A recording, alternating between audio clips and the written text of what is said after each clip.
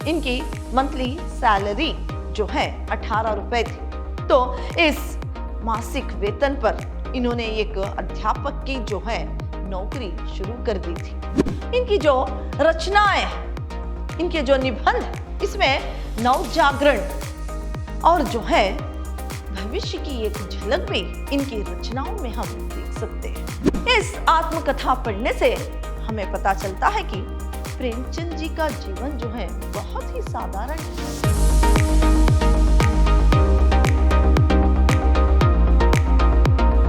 प्रणाम, मैं Rihanna S, अति उत्तम विद्याश्रम की हिंदी प्रवक्ता। मेरे फर्स्ट सेमेस्टर के बीसीए के जितने भी विद्यार्थी हैं, आप सबका मेरी कक्षा में स्वागत है।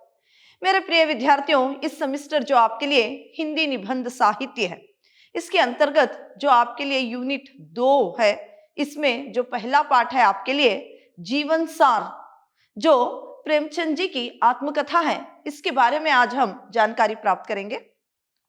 कथाकार प्रेमचंद जी उपन्यास सम्राट, कथा सम्राट के नाम से जाने जाने वाले मुंशी प्रेमचंद जी जो है, ये केवल हिंदी वरन सभी भारतीय भाषाओं से सर्वाधिक पढ़े जाने वाले प्रिय कहानीकार एवं उपन्यासकार हैं, जो हिंदी साहित्य में जिनकी उपन्यास कहानियां जो है बहुत ज्यादा जिनकी पढ़ी जाती है, उनमें से जो प्रेमचंद जी हैं ये बहुत ही मशहूर हैं।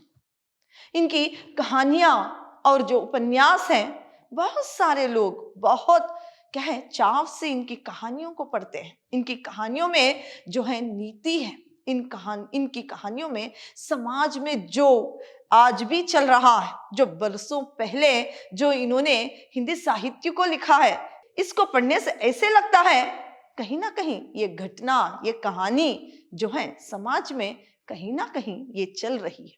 विदेश में भी जिन 2 साहित्यकारों का जो भी रचना है ज्यादातर पढ़ी जाती है। देखिए यहाँ पर जो कहानीकार जो मुंशी प्रेमचंद जी हैं, जो उपन्यास सम्राट है, इनकी रचनाएं सिर्फ भारत में नहीं बल्कि इनकी रचनाएं जो है विदेशी भाषाओं में भी, यानी विदेशी भाषाओं में भी बहुत ज्यादा पढ़ी जाती है। और ऐसे 2 भारतीय साहित्यकार हैं जिनकी रचनाएं जो है विदेश में भी ज्यादातर पढ़ी जाती है। उनमें से एक है मुंशी प्रेमचंद जी, तो दूसरे हैं तुलसीदास जी हैं। तो यहाँ पर देखिए एक कविता से तो दूसरे जो है वो गद्य से है। तुलसीदास की जो कविताएं हैं विदेशी भाषाओं में भी इसे पढ़ा जाता है, और जो कथाएं हैं विदेशी भाषाओं में भी ज्यादातर पढ़ी जाती है। ऐसे मुंशी प्रेमचंद जी का जो जन्म है वो वाराणसी, जो कि उत्तर प्रदेश के पास लमाही ग्राम में एक सामान्य किसान परिवार में इनका जन्म हुआ था। इनका जन्म जो है 31 जुलाई 1880 को हुआ था। उत्तर प्रदेश के जो वाराणसी है, उसी में लम्ही नामक एक छोटा सा ग्राम है, वहीं पर इनका जन्म जो है 31 जुलाई 1880 में हुआ था। मुंशी प्रेमचंद जी की इनसे भी बड़ी बहन थी। इनके माता पिता की संतान जो है थोड़े दिन जीवित रहकर उनका देहांत हो जाता था। तो ऐसे में 3 लड़कियों के बाद मुंशी प्रेमचंद जी का जन्म हुआ था। इनसे बड़ी बहन जो जीवित थी, 2 बहनें इनकी मर चुकी थी। जो तीसरी संतान इनके माता पिता की थी और एक बहन, और जो है इन तीनों बहनों के बाद मुंशी प्रेमचंद जी का जन्म हुआ था। तो इनको बहुत ज्यादा लगाव अपनी बहन से भी था। पिता जो है डाकखाने में क्लर्क थे। इनके पिता जो है पोस्ट ऑफिस में एक क्लर्क के पद पर काम कर रहे थे। प्रेमचंद जी का वास्तविक नाम जो है वो है धनपत राय। धनपत राय इनका वास्तविक नाम था। प्रारंभिक इनकी शिक्षा जो है उसी गांव में इन्होंने पूरी की जहां पर इनका जन्म हुआ। फिर केविस कॉलेज जो वाराणसी में, वहां पर मैट्रिकुलेशन इन्होंने किया था। मैट्रिकुलेशन में ये द्वितीय श्रेणी में आने की वजह से आगे की पढ़ाई में इसी कॉलेज में इनको जो है दाखिला नहीं मिला। इसी कॉलेज में इनका दाखिला होना असंभव था, क्योंकि यहाँ पर जो प्रथम दर्जे में जो भी यानी प्रथम दर्जे में जो भी प्रथम श्रेणी में जो भी पास होते, क्योंकि केविस कॉलेज में जो भी प्रथम श्रेणी में पास होते हैं, ऐसे विद्यार्थियों को ही पढ़ने की अनुमति थी। लेकिन मुंशी प्रेमचंद जी जो है वो द्वितीय श्रेणी में आ गए थे। इस वजह से इनको जो है वहां पर दाखिला मिलना नामुमकिन था। तो क्या है, संयोग से उसी साल एक क्या है वहां पर उसी साल हिंदू कॉलेज जो है वो खुला, एक नया कॉलेज वहां पर खुलता है। तो और किसी तरह वहां इनको प्रवेश मिला, किसी तरह इनको वहां पर प्रवेश मिलता है। खींच तान कर ये क्या है, इंटरमीडिएट की परीक्षा पास की। आगे की पढ़ाई नहीं संभव हो पाई, इनकी जो है आगे की पढ़ाई संभव नहीं हो पाई, क्योंकि हालांकि यहाँ पर प्रेमचंद जी का अरमान था वकील बनने का, और एमए इनका जो है एक सपना था कि वो वकील बने, बैरिस्टर बने और एमए की परीक्षा भी ये पास करे। यानी 15 साल की उम्र में ही प्रेमचंद जी का विवाह हो गया था। क्या है, 15 साल की उम्र में ही इनका विवाह होने के बाद जो है, इसके बाद जो है 1 साल जो इनका विवाह हुआ, इसके 1 साल बाद ही इनके पिताजी का देहांत हो जाने के कारण जो है घर गृहस्थी में आर्थिक तंगी शुरू हो गई। और यहाँ पर इनकी विमाता भी थी। तो विमाता इनकी जो विमाता है उनका और इनकी पत्नी का सारा खर्च जो है, खर्च का बोझ जो है प्रेमचंद जी के ऊपर आ गया। इस वजह से इनकी आगे की पढ़ाई क्या है, इनके आगे की पढ़ाई करना इनके लिए मुश्किल हो रहा था। तो यहाँ पर देखिए तंगी शुरू हो गई। फिर क्या है, इनके पिता की देहांत होने के बाद आर्थिक तंगी इनको शुरू हो गई। घर की परेशानी से प्रेमचंद भी परेशान होने लगे थे। घर में जो परेशानी थी इसकी वजह से ये ज्यादातर परेशान होने लगे थे। पढ़ने की इच्छा होने पर भी वे अपनी आगे की पढ़ाई पूरी नहीं कर सके। उन्होंने स्वयं लिखा है, मेरी अब भी पढ़ने की इच्छा थी लेकिन दिन निराश होते जाता था। तो यहाँ पर आर्थिक तंगी की वजह से इनकी आगे की पढ़ाई पूरी नहीं हो पाई। इनकी अभी भी पढ़ने की इच्छा थी, खुद वो बता रहे हैं कि मैं और भी पढ़ना चाहता था, लेकिन क्या है यहाँ पर इस तंगी और ये परेशानी की वजह से ये आगे पढ़ने के लिए इनको दिक्कतें हो रही थी। फिर क्या है, इनको निराशा हो गई थी। जी चाहता कि कहीं नौकरी कर लूं। आखिरकार 1899 ईस्वी में 18 रुपए मासिक वेतन पर जो है एक स्कूल में सहायक अध्यापक की नौकरी शुरू की। फिर ये क्या है, एक स्कूल में 18 रुपए मासिक वेतन, इनकी मंथली सैलरी जो है 18 रुपए थी। तो इस मासिक वेतन पर इन्होंने एक अध्यापक की जो है नौकरी शुरू कर दी थी। फिर उस समय 18 रुपए प्रेमचंद के लिए निराशा व्यथित कल्पना की ऊंची से ऊंची उड़ान से भी ऊपर थी। जो ये 18 रुपए इनके लिए थे, ये इनकी कल्पना से ऊंची सी ऊंची उड़ान के समान थी। यानी इनकी आर्थिक जो तंगी थी, इससे चलते हुए जो मासिक वेतन इनको 18 रुपए मिल रहा था, इनकी गृहस्थी चलाने में इनके लिए बहुत ज्यादा ही मददगार हो गई थी। और ये जो है 18 रुपए इनके लिए बहुत ज्यादा ही मायने रखते थे। यानी इतने पैसे वे कमाने में जब जुड़ गए तो क्या है, ये ऊंची उड़ान भरने लगे। तो बाद में वे शिक्षा विभाग में सब डिप्टी इंस्पेक्टर होकर हमीरपुर में तैनात हुए। इसके बाद जो अध्यापक कार्य इन्होंने किया, इसके बाद जो है ये शिक्षा विभाग में जो है डिप्टी इंस्पेक्टर होकर क्या है, ये काम करने लगे। और इनका जो है हमीरपुर में ये तैनात हो गए, यानी इनका ट्रांसफर जो है हमीरपुर में हो गया डिप्टी इंस्पेक्टर के रूप में।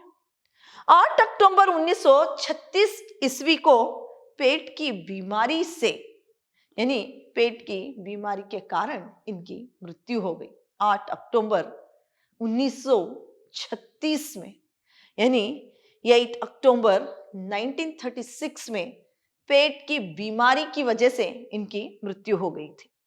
प्रेमचंद जी ने अपने साहित्यिक जीवन की शुरुआत उर्दू में लिखने से शुरू की थी। प्रेमचंद जी जो इनकी साहित्य जो है वो लिखना उर्दू में शुरू किया था, उस वक्त उनका नाम जो है नवाब राय के नाम से जाना जाता था, यानी उर्दू में ये नवाब राय के नाम से लिखते थे।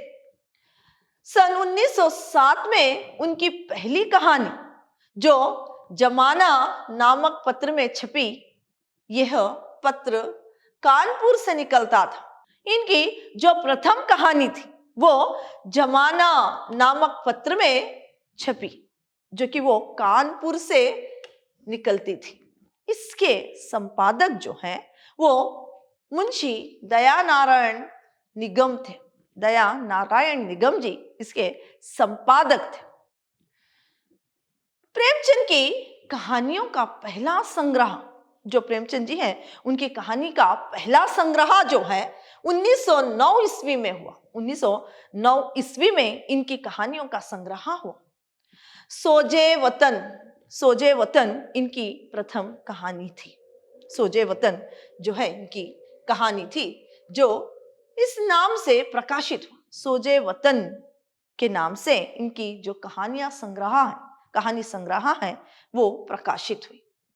नवाब राय का यह संग्रह राष्ट्रभक्ति और स्वदेश प्रेम से मुक्त था। राष्ट्रभक्ति और स्वदेश प्रेम से युक्त था। अंग्रेजी सरकार ने नवाब राय पर सिडिशन का आरोप लगा दिया। उस वक्त जो अंग्रेजी सरकार थी, जिसमें इनकी रचनाओं में जो है वो राष्ट्रभक्ति थी, तो इसी कारण क्या है, अंग्रेजों ने इन पर सिडिशन का जो है आरोप लगाते हुए इनको क्या है, आरोप लगाते हुए इस कहानी संग्रह को जब्त कर लिया। इन पर सिडिशन का आरोप लगाते हुए इनकी कहानियों को जो है जब्त कर लिया। फिर जो है नवाब राय ने प्रेमचंद के नाम से लिखना शुरू किया। प्रेमचंद ने हंस, जागरण, माधुरी जैसे पत्र पत्रिकाओं का संपादन किया। हंस, जागरण ये सब क्या है, प्रेमचंद जी की ही न्यूज़पेपर्स थी, जिसके ये संपादक जो हैं थे। फिर संपादक वे प्रचलित अर्थ में निबंधकार नहीं है, परंतु अपने समय समाज की परख, अपने वैचारिक टिप्पणियों एवं निबंधों का उदाहरण है। समकालीनता और वास्तुपरकता उनके निबंधों की विशेषता है। समकालीनता और जो है वस्तुपरकता इनके निबंधों की एक बड़ी विशेषता है। उनके लेखों, टिप्पणियों और संपादकीयों में नवजागरण कालीन परिवेश की झलक और हलचल के साथ भविष्य का संकेत मिलता है। इनकी जो रचनाएं हैं, इनके जो निबंध हैं, इसमें नवजागरण और जो है भविष्य की एक झलक भी इनकी रचनाओं में हम देख सकते हैं। इस अर्थ में प्रेमचंद हिंदी के ही नहीं, पूरे भारत के लिए गर्व करने लायक कहानीकार और निबंधकार है। इसी दृष्टि से जो प्रेमचंद जी हैं, हम भारतीयों के लिए एक गर्व भी है, एक आदर्श भी है, एक मार्गदर्शी साहित्यकार भी है।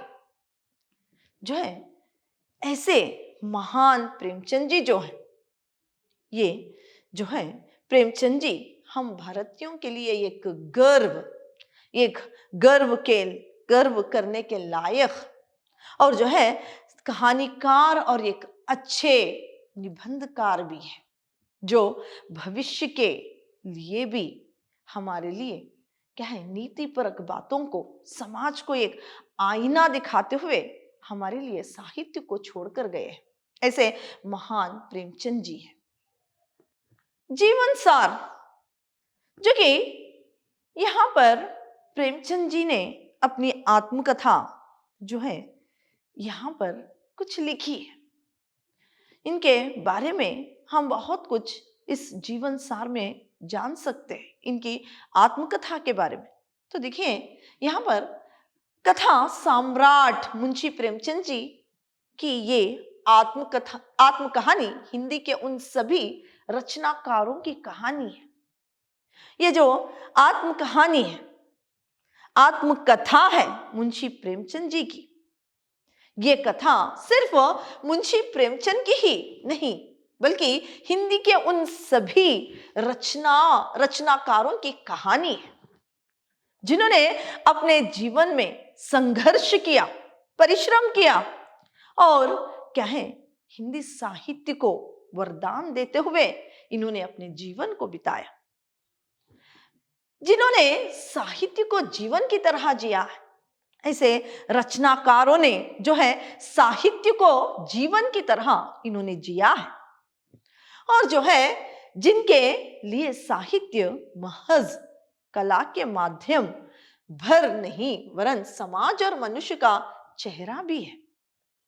जो ये इनके लिए जो क्या है साहित्य है, वो सिर्फ क्या है महज कला का माध्यम नहीं है, बल्कि उनके लिए समाज और मनुष्य का चेहरा भी है। समाज और मनुष्य का एक चेहरा भी है। जिस समाज में मनुष्य रहता है और उसका एक चेहरा भी एक साहित्य है उनके लिए। इन्होंने कभी भी अपनी आत्मकथा नहीं लिखी है और 44 उम्र में ही इनका देहांत हो गया था। यानी यहाँ पर देखिए 44 जिनकी एज है, इतनी ही उनकी उम्र की अवधि थी। इनमें उन वर्षों में, इन छोटी सी क्या है इन आयु में, इन छोटे से जीवन में अवधि में, नहीं इस छोटे से जीवन की अवधि में अपनी फिक्र भी इनको कहाँ थी जो अपने बारे में लिखते। इसी छोटी सी उम्र में वे क्या है अपने बारे में वो लिखते, ऐसी उनको फिक्र भी नहीं थी। यहाँ पर देखिए छोटी सी अवधि है इनके जीवन की। ये प्रेमचंद द्वारा अपने जीवन के बारे में लिखी गई एकमात्र उपलब्धि है। इस आत्मकथा पढ़ने से हमें पता चलता है कि प्रेमचंद जी का जीवन जो है बहुत ही साधारण था, बहुत ही सरल जीवी थे, बहुत ही साधारण इनका जो है जीवन था। सपाट समतल मैदान की तरह था, सपाट समातल मैदान की तरह इनका जीवन था। पिताजी इनके डाकखाने के साधारण एक क्लर्क थे, लेकिन इन पर बहुत सारी क्या है जिम्मेदारियां थी। वे परोपकार की एक भावना रखते थे। जो भी इनको वेतन मिलता, उन वेतन से अपने रिश्तेदारों में जो भी क्या है जीवन से संघर्ष कर रहे हैं, उनका भी खर्च अपने कंधों पर उठा लेते। ऐसे इनके पिताजी का स्वभाव था। इनकी माँ भी इतनी ही दयावान थी। ऐसे दयावान माता पिता की संतान मुंशी प्रेमचंद जी थे। इनके पिता जो है एक सामान्य डाकखाने में एक क्लर्क थे। घर गृहस्थी की देखरेख व प्रेमचंद जी की पढ़ाई लिखाई का जरिया यही क्लर्की थी। जो क्लर्क बनकर ये जो काम कर रहे थे, उसका वेतन जो आता, इनमें भी कुछ दूसरों की भी मदद करते, साथ ही साथ अपनी गृहस्थी भी चलाते और प्रेमचंद जी की पढ़ाई लिखाई का एकमात्र जरिया उनका ये जो है ये नौकरी थी, इसे इनके पिता थे। तो जो है यहाँ पर जो इनकी माँ है आनंदी देवी, वे बहुत ही सुंदर थी और एक दया, दूसरों पर दया करने वाली एक महिला जो थी, वो उनका भी बहुत जल्दी ही देहांत हो गया था। और इसी कहें अपनी माँ से ही प्रेरणा लेकर इनकी जो बड़े घर की बेटी है, उस कहानी में इन्होंने एक बड़े घर की बेटी के जो पात्र है, अपनी माँ का नाम जो था उस पात्र को दिया है आनंदी। प्रेमचंद जी, परंतु यहाँ पर देखिए सारी जिम्मेदारी इनकी पढ़ाई लिखाई की इनके पिता पर ही थी। केवल 15 वर्ष की उम्र में ही प्रेमचंद जी का जो है विवाह हो गया था। इनके पिता ने इनका विवाह 15 साल की उम्र में ही कर दिया था। 15 वर्ष की उम्र में ही इनका विवाह कर दिया था और इसके ठीक 1 साल बाद जो है इनके पिताजी का देहांत हो गया था। तब घर गृहस्थी की सारी जिम्मेदारी प्रेमचंद जी पर आ गई थी। सारी जिम्मेदारी जो है प्रेमचंद जी के ऊपर आ गई थी। उस वक्त वो 9वीं कक्षा में थे, 9th स्टैंडर्ड में उस वक्त वो पढ़ रहे थे। तभी सारी गृहस्थी की जिम्मेदारी इनके कंधों पर आ गई थी और इनके पिता का देहांत भी हो गया था। पढ़ने वाला छात्र, यानी 9वीं कक्षा में पढ़ने वाला छात्र जो है कैसे इस परिस्थितियों को संभाले, ये बहुत ही कठिन था। देखिए कहे 9वीं कक्षा में पढ़ने वाला एक 15 साल का लड़का जिसका विवाह हो गया था, उसकी पत्नी और जो है इनकी एक विमाता, उनके बच्चे, ये सारी जिम्मेदारी जो है प्रेमचंद जी पर आ गई थी। एक 9वीं कक्षा में पढ़ने वाला छात्र सारी जिम्मेदारी अपने कंधों पर उठाए, ये तो बहुत ही क्या है कठिनाई की बात थी।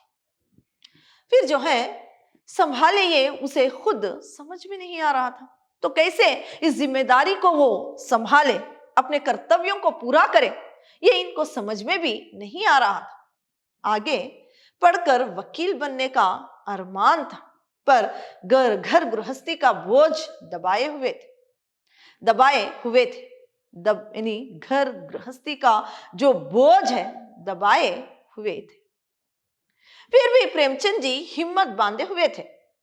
प्रस्तुत उदाहरण से इसी पूरी परिस्थितियों का आभास होता है। पांव में जूते ना थे, देह पर साबित कपड़े ना थे, महंगी अलग 10 सेर के जौ थे। स्कूल से 3:30 बजे छुट्टी मिलती थी। काशी के केविस कॉलेज में पढ़ता था। तो यहाँ पर 9वीं कक्षा का जो लड़का जिसके पिता का देहांत हो गया था और कमाई का कोई जरिया नहीं था, सिर्फ एक छात्र था, तो ऐसे लड़का जो है घर की जिम्मेदारी कैसे उठाए, और उनको खुद भी समझ में नहीं आ रहा था। प्रेमचंद जी के पैरों पे ना जूते थे, ना ही एक साबित कपड़ा, एक अच्छे कपड़े उनके शरीर पर थे। फिर भी जो है वो केविस स्कूल में वे पढ़ा करते थे। तो यहाँ पर वो पढ़ते हुए छात्र पर अचानक ये सारी जिम्मेदारी आ गई, तो उस वक्त उनके दशा को हम सोच सकते हैं कि किस प्रकार उनकी दशा हुई होगी। हेडमास्टर ने फीस माफ कर दी थी। 9वीं कक्षा में जब ये केविस कॉलेज में पढ़ रहे थे, उस वक्त हेडमास्टर ने इनकी फीस को माफ कर दी थी। इम्तिहान सर पर था और मैं बास के फाटक पर एक लड़के को पढ़ाने जाता। जाड़ों के दिन थे, 4 बजे पहुंचता था, पढ़ाकर 6 बजे छुट्टी पाता। वहां से मेरा घर देहात में 5 मील पर था। तेज चलने पर भी 8 बजे से पहले घर ना पहुंच सकता और प्रांत काल 8 ही बजे फिर घर से जो है चलना पड़ता था। कभी वक्त पर स्कूल ना पहुंचता था, रात को भोजन करके कुप्पी के सामने पढ़ने बैठता और ना जाने कब सो जाता। फिर भी हिम्मत बांधे हुए था। यहाँ पर मुंशी प्रेमचंद जी अपनी आत्मकथा में कह रहे हैं कि जब इनके पिता का देहांत हो गया, सारे घर की जिम्मेदारी इनके कंधों पर आ गई, उस वक्त जो है केविस कॉलेज में हेडमास्टर ने इनकी फीस को तो माफ कर दी थी, लेकिन घर का खर्च, गृहस्थी की जिम्मेदारी ये बहुत इनके कंधों पर थी। इसीलिए जो है ये एक लड़के को पढ़ाने के लिए जाते थे। इनके घर से 5 मील की दूरी पर वो लड़के का घर था, जहां पर ये पैदल जाते हुए उनको पढ़ाया करते थे। अपनी स्कूल से 5 बजे छुट्टी मिलती, 6 बजे वहां पर, यानी 6 बजे से वहां पर जाते और जो है उस लड़के को पढ़ाने के बाद फिर इनके गांव को पैदल आना पड़ता। भागकर भी अगर वो आते तो क्या है 8 बजे से कम वो घर नहीं पहुंच पाते। फिर जो है खाना खाकर जैसे ही वो पढ़ाई के लिए बैठते तो कब सो जाते ये उनको खबर ही नहीं थी। फिर सवेरे 6 बजे ही इनको उठना पड़ता। इसी तरह इनका जीवन जो है 9वीं कक्षा में जब थे, 15 साल की उम्र में, तभी ये जिम्मेदारियां इनके कंधों पर आ गई थी। इसका ये जिक्र करते हैं। प्रेमचंद ने गरीबी देखी नहीं थी, बल्कि उसमें इन्होंने जिया था भी। सिर्फ गरीबी को देखा नहीं था, उस गरीबी के जीवन को इन्होंने जिया भी था। महाजन से किराए का सामान उधार लेना, जरूरत के लिए खर्च लेना और जो है जरूरत के लिए कर्ज लेना, समय से चुकाना पाने की पीड़ा और शर्म से उधर का रास्ता बदल देना, इस परिस्थितियों में पुस्तक बेचकर घर के लिए भोजन की व्यवस्था करना, प्रेमचंद के जीवन के मार्मिक प्रसंग जिनका जिक्र उन्होंने स्वयं किया है। यहाँ पर देखिए, जिन पैसों से, जिस लड़के से इनको पैसे मिलते थे ट्यूशन देने की वजह से, वो तो इनके घर के खर्च के लिए काफी नहीं था। तो जिस यहाँ पर क्या है, वे महाजनों से, बनियों से जो है कर्ज लेते जरूरत के लिए। और क्या है यहाँ पर वे बताते हैं कि महाजनों से किराए का सामान उधार भी लेते और खर्च भी कर्ज भी जरूरत के लिए लेते। और जब वो ठीक से चुका नहीं पाते तो शर्म से उनकी आंखें झुकी होकर वहां से वो क्या है अपनी आंखों को बचाकर वहां से रास्ता बदल कर निकल जाते। इन परिस्थितियों में भी उन्होंने अपनी पुस्तकें तक बेचकर भोजन की व्यवस्था इनको करनी पड़ती थी। प्रेमचंद जी के जीवन के मार्मिक प्रसंग, जिन्होंने जो मार्मिक प्रसंग है, जिस तरह से इन्होंने अपनी गृहस्थी चलाने के लिए, अपने जीवन को चलाने के लिए क्या है किस तरह से संघर्ष किया है, इसका जिक्र इन्होंने स्वयं इस आत्मकथा में किया है। तो यहाँ पर प्रेमचंद जी जिस लड़के को पढ़ाने के लिए जा रहे थे, उसके मामा से उनकी बहुत अच्छी तरह से पहचान थी और वो लड़के का जो घर था उसी के ऊपर के हिस्से में एक कमरा लेकर प्रेमचंद जी शहर आ गए थे। वहीं पर रहकर जो है कुछ पैसे जो इनको ट्यूशन से मिलते, कुछ पैसे घर भिजवाते, कुछ पैसे जो है पहले से ही उधारी जो लेकर रहते थे उसमें चुकाने के लिए, जब भी वेतन मिलता इनको क्या है मीठा खाने का मन होता, उसमें भी कुछ मीठा खा लेते, फिर अगले दिन वही कर्ज फिर से दूसरों से लेते। और इसी तरह जब भी उनको वेतन मिलता, उस ट्यूशन पढ़ाने की वजह से जो वेतन मिलता, जो पैसे मिलते, उसे चुकाते। इस तरह से इन्होंने किया था। जब किसी से उधार लेने के लिए फिर से इनको शर्म आ जाती, उस वक्त ना लेते तो पुस्तक जो है, जो इनके पास पुस्तकें थी उसे तक बिकाकर खाने का बंदोबस्त कर लेते। ऐसा जीवन मुंशी प्रेमचंद जी का बीता। उसी वक्त जब ये एक किताब बेचने के लिए जाते हैं, वहां पर एक क्या है एक सज्जन पुरुष जो हैं इनको देखते हैं और इनसे कहते हैं कि क्या तुम अध्यापक की नौकरी करोगे और 18 रुपए वेतन होगा। उस वक्त प्रेमचंद जी का जो है खुशी का ठिकाना ना रहा। इस तरह से उनको नौकरी भी मिलती है। परंतु इन कठिन परिस्थितियों में भी प्रेमचंद जी ने अपने को टूटने नहीं दिया था। इन कठिन परिस्थितियों में भी अपने आप क्या है ये टूटे नहीं थे। आत्मशक्ति, आत्मबल इनमें था।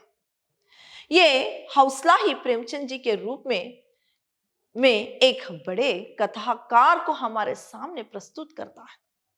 ऐसा ही हौसला जो इनके जीवन से इनको था, इसी क्या है हौसले से एक महान कहानीकार, एक महान उपन्यास सम्राट को हमारे सामने प्रस्तुत करता है। प्रेमचंद जी के साहित्यिक जीवन की शुरुआत को 1901 ईस्वी में ही हो गई थी। 1907 में जमाना में उनकी पहली कहानी दुनिया का सबसे अनमोल रत्न प्रकाशित हुआ। तो देखिए, इनका जो साहित्य जीवन की शुरुआत 1901 में ही शुरू हो गया था, लेकिन 1907 में जमाना में उनकी पहली कहानी दुनिया के सामने क्या है, दुनिया के सामने आई, जिसका नाम था अनमोल रतन, जो है ये प्रकाशित हुआ था जमाना नामक एक समाचार पत्र से। 1909 ईस्वी में सूजे वतन के नाम से पहला कहानी संग्रह प्रकाशित हुआ। सूजे वतन के नाम से पहला कहानी जो थी वो संग्रह हुई। इस संग्रह की कहानियों में राष्ट्र प्रेम और स्वदेश भक्ति, यानी राष्ट्र प्रेम और देशभक्ति का स्वर था। इसमें जो है देशभक्ति, राष्ट्र प्रेम के स्वर सोजे वतन में थे। उस वक्त जो है अंग्रेज जो है वो प्रशासन कर रहे थे। तो उस वक्त अंग्रेजी सरकार ने जो है प्रेमचंद जी पर सिडिशन का आरोप लगाकर इन संग्रहों को जब्त कर लिया था। इन पर जो है देश प्रेम जिसमें था और जो है देश भक्ति जिसमें थी, इसको देखकर इन पर सिडिशन का आरोप लगाकर इनके सारी रचनाओं को जब्त कर लिया था। फिर जो है जब्त कर लिया और प्रेमचंद जी को चेतावनी देकर छोड़ दिया। इसी चेतावनी के बाद अपने मित्र और जमाने के संपादक दया नारायण निगम के सुझाव पर उन्होंने प्रेमचंद के नाम से लिखना शुरू किया। तो यहां पर इनको चेतावनी भी मिली थी, जो भी ये कहानियां जो भी लिखेंगे, जो भी रचनाएं लिखेंगे, पहले इनको क्या है अंग्रेजी, जो भी अंग्रेज हैं उनको देने पड़ेंगे। उस वक्त जिनका कानून चल रहा था उनके पास देंगे, उसके बाद इनकी प्रकाशित होगी। लेकिन जो जमाना है, वो जमाना जो समाचार पत्र है, उसके संपादक जो थे दया नारायण निगम जी, उनके सुझाव पर इन्होंने हिंदी में प्रेमचंद के नाम से लिखना शुरू किया। फिर क्या है साहित्य जगत में धनपत राय जिनका नाम था, ये नाम तो कहीं गुम गया, लुप्त हो गया, लेकिन प्रेमचंद का नाम जो है इनका प्रसिद्ध हुआ। स्कूल इंस्पेक्टर की नौकरी में आने के बाद जगह जगह के तबादलों के चलते जलवायु परिवर्तन और भोजनादि की सही व्यवस्था ना होने से प्रेमचंद जी पेट के भी इन्हीं मरीज हो गए। धीरे धीरे पेशिश की बीमारी ने घर बना लिया। भाग दौड़ के नाते जो है स्कूल इंस्पेक्टर की नौकरी छोड़कर बस्ती से तबादला लेकर गोरखपुर आए। यहीं से प्राइवेट बीए की परीक्षा उत्तीर्ण की। सेवा सदन और प्रेमाश्रम उपन्यासों की रचना यहीं रहते हुए इन्होंने की। तो यहाँ पर देखिए, जब 18 रुपए के वेतन पर इन्होंने अध्यापक कार्य को शुरू किया, इनको प्रमोशन मिला, तरक्की मिली स्कूल इंस्पेक्टर की। तो स्कूल इंस्पेक्टर होने के बाद इनका ट्रांसफर जगह जगह होने लगा। वहां क्या है इस बदलते हुए शहरों में जो खान पान था, जो क्या है इनकी खान पान की व्यवस्था भी ना ठीक होने की वजह से खान पान और वहां का जो माहौल था, वहां का जो क्लाइमेट था, ये सब इनके लिए क्या है ना सही ना होने की वजह से इनको पेट की संबंधित बीमारी आ गई और इसके साथ इनको पेचिश भी होने लगी। इस बीमारी ने इनके अंदर एक घर बना लिया था। इस बीमारी ने इनके शरीर में एक घर बना लिया था। इसी भाग दौड़ के नाते स्कूल इंस्पेक्टरी की नौकरी छोड़कर इन्हीं बस्ती से जो है तबादला लेकर बस्ती, यहां से ये तबादला लेकर जो है वे क्या है गोरखपुर आए। वहां से ये गोरखपुर आ गए। यहाँ पर देखिए, यहाँ पर स्कूल इंस्पेक्टर की काम करते वक्त बहुत सारी जगह ट्रांसफर होना पड़ा। वहां का खान पान, वहां का माहौल जो है इनके शरीर पर बहुत ज्यादा ही असर कर गया। बीमारी ने इनके पेट के अंदर ये घर बना लिया। इस बीमारी के चलते इन्होंने इस नौकरी को इस्तीफा दे दिया। फिर जो है वहां से गोरखपुर आ गए। यहीं से प्राइवेट बीए की परीक्षा इन्होंने पास की। उसी वक्त सेवा सदन, जो इनका उपन्यास है सेवा सदन, प्रेमाश्रम, ये दोनों उपन्यास की रचना यहीं पर इन्होंने की थी। जालियांवाला हत्याकांड के बाद, जालियांवाला हत्याकांड के बाद 1921 गांधी के गोरखपुर आगमन पर एक विशाल सभा हुई। जो जालियांवाला हत्याकांड हुआ उसमें एक सभा आयोजन हुई। गांधी जी के गोरखपुर आगमन पर एक विशाल सभा, यानी गांधी जी गोरखपुर में आए थे। उस वक्त एक विशाल सभा जो है वहां पर क्या है आयोजित हुई थी। तो इसमें 2 लाख से ऊपर लोग एकत्र हुए। इस सभा में प्रेमचंद ने भी गांधी जी से प्रेरणा ग्रहण करते हुए अपनी नौकरी से इस्तीफा दे दिया। तत्पश्चात काशी आकर पूरी निष्ठा और समर्पण से साहित्य की सेवा करने लगे। देहात में रहने और वहां के हवा पानी के असर के साथ ही गुलामी की नौकरी से मुक्ति के चलते प्रेमचंद अपनी बीमारी से भी मुक्ति महसूस करने लगे।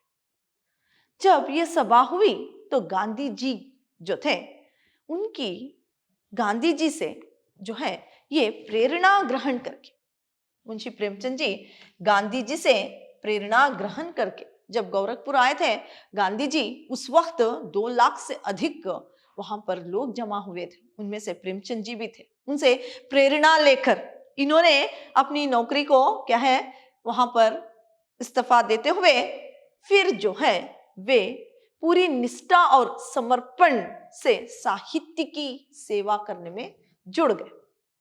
फिर देहात में रहने और वहां के हवा पानी से, फिर देहात में रहने की वजह से वहां के हवा पानी से इनके शरीर पर भी कुछ असर कर गया।